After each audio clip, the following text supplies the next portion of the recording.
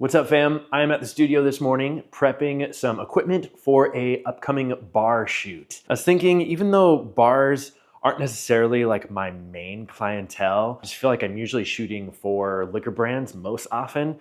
When it comes to the work that I post on social media, it's always the stuff I shoot for bars and for restaurants that seem to get you all most excited. And honestly, I get it. That's often the work that I'm most excited about too. There's something about working for bars, restaurants, just in that kind of hospitality world. There's just so many cool, I don't want to sound too cheesy, but cool stories to tell, a lot of cool visuals. You know, every bar or restaurant or venue is a little different. So there's different textures, different lighting, you know, all of the food and drink are different. There's just so many cool, different creative angles you can take. And on top of that, doing photography for bars and restaurants can be very profitable. Several of them in my market call me every few months. That's kind of the cool part about kind of smaller independent venues, because they're switching over their menu, whether that's their cocktail menu every season or, you know, a special food menu. There's just a lot of opportunity for repeat work because they always need fresh imagery to show their new offerings. Basically, if you do food and drink photography, you should at least reach out to a few local bars, restaurants, boutique hotels, whatever it is.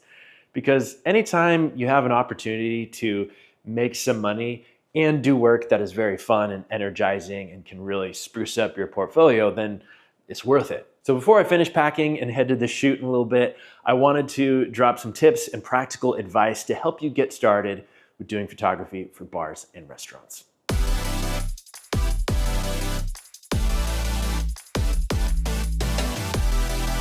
The first thing, which is going to sound a bit controversial, is to shoot for free. But hear me out. Don't shoot for free for the bar or restaurant or venue. Shoot for free for yourself. This is actually how I got started with shooting for bars as well as distilleries. I would hit them up on social media or their contact form on their website and say, I'm just really interested in seeing what you do, seeing your process. And I'm a photographer who focuses on beverage, on food. I would just love to come in, see what you do, learn about it, capture a few photos for my own portfolio. And then as a thank you for your time, I'll send you a couple photos that you can use for your social media. And keep in mind, this is different than just saying, hey, I'm a photographer, can I come in and shoot for free? Any business owner or manager, whoever, will be like, yes, of course. And you'll likely be taken advantage of, and you'll have to do a lot of work, again, for no money. But when you position it as, hey, I have this interest in seeing and understanding what you do, and the images I capture are going to be for me. They're for my use. They're for my portfolio. And then you're offering to them a few images as a thank you.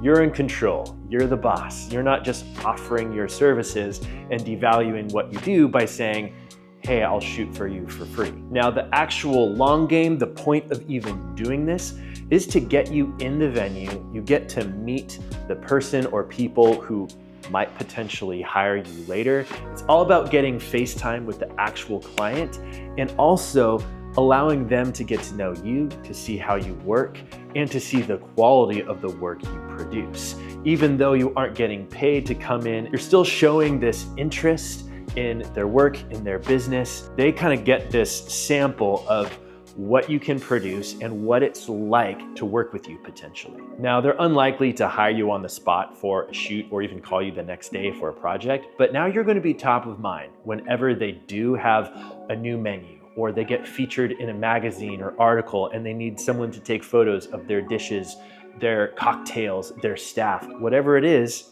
you're going to be the person they call. The next tip is to prove your value, which really kind of flows from this potential spec shoot idea. Of course, you have to be able to deliver and to do good work, but you have to think through, okay, what is a client or potential client hiring you for? What problem are you solving for them? If you're thinking, well, bars and restaurants need pretty photos, and I take pretty photos, easy. Well, you need to go a little deeper than that.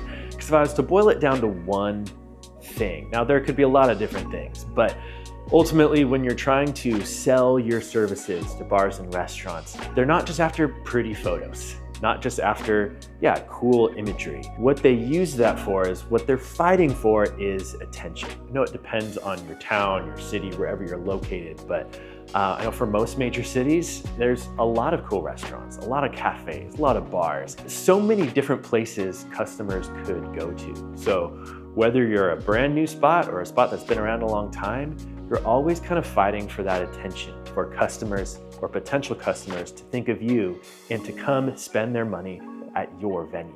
So ultimately, as a photographer, your task is to create, beautiful, pretty images, but imagery that is engaging, that draws potential customers in and that stands out from the competition. So really, you have to position yourself as more than just a photographer. You are a problem solver. You now have one foot in, yes, creating beautiful imagery, but also one foot in marketing, because that is how you are going to help these potential clients. For better or for worse, it just isn't enough to be only a good photographer. But that doesn't mean you now have to be this super experienced nuts and bolts marketer person either.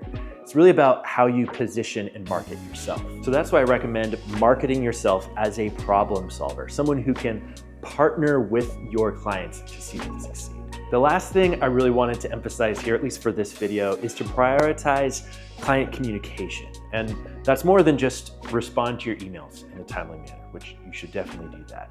But really focusing on the entire client photographer communication throughout the whole thing, from first reaching out, pitching that spec shoot, to potentially getting hired, planning the shoot, all the way to delivering the final assets. All of that communication is super important, not just for one job, but also hopefully allowing you to be hired later. Because really, if you are good at communicating and you can respond to things quickly and professionally, I feel like that's half the battle. So many of my clients are like, wow, this makes it so quick and easy for me. And just simply getting that feedback is like, cool. That tells me that's not often their experience when they're hiring contractors. My client project timeline varies depending on different types of clients and different types of projects. So I kind of have multiple timelines, and again, depends on those different factors. But for the most part, I have kind of the intake form. It's an online form that I can link to below this video,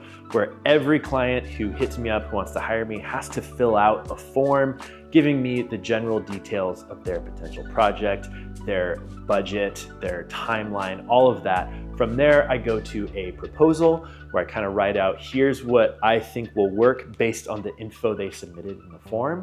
And then from there, we can negotiate, go back and forth with the client, whether via email or a call. And then once we agree on these details, I put it all in a contract for us to e-sign, and then we're ready to go. From there, we can schedule the shoot. Now, again, depending on the type of shoot or client, there might be some pre-production days or a day where I have to visit set to kind of get a sense of where we're shooting and know what sort of gear to bring. Then of course, there's executing, doing the shoot itself, and then there's post-production of editing, backing up, delivering the files and all of that. Whatever your timeline is, whatever works for you and your workflow, try and map that out as clearly as possible and give that to your client first thing. As soon as they say, hey, I want to work with you, how does that work? You get them this outline so they know exactly what to expect at each stage of the project. And I'm telling you, if you do that, you provide a detailed project outline right when a lead reaches out, they're going to be impressed and they're most likely going to hire you. I definitely have more resources and tutorials like this one planned, but I also just released my bar and restaurant photography guide. It is a downloadable PDF that you can store or view on pretty much any mobile device. It is 45 digital pages that are packed with practical tips, advice, insight, strategies, as well as checklists and templates that you can use for your shoots right now. Of course, a link to that guide is in the caption below, and I'll see you in the next one.